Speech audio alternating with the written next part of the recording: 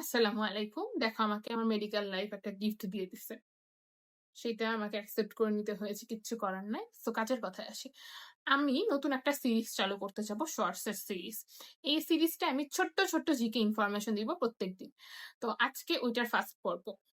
তোমরা আমাকে জিজ্ঞেস করতে পারো আপু কোন বই থেকে পড়বো? আমার মতে বেস্ট চয়েস ইস দিস। আমি নিজেও এটা পড়ি আমার স্টুডেন্টদেরকে পড়ানোর জন্য।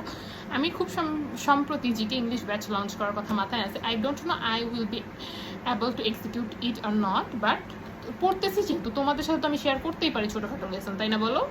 আজকে এখান থেকে আমি অনেক ইন্টারেস্টিং একটা জিনিস শিখছি, এটা তোমাদের জানা দরকার যে দীর্ঘতম নদী আর বৃহত্তম নদীর মধ্যে পার্থক্য কোনটা। দীর্ঘতম নদী হচ্ছে যে নদীটা অনেক বেশি দীর্ঘ পথ অতিক্রম করছে, কতটা পথ অতিক্রম করতেছে এইটার বেসিসে মাপা হয় ওটা দীর্ঘ কিনা।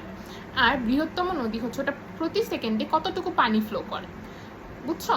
তো এখন আমাকে বলো বাংলাদেশের দীর্ঘতম নদী কোনটা, বৃহত্তম নদী কোনটা?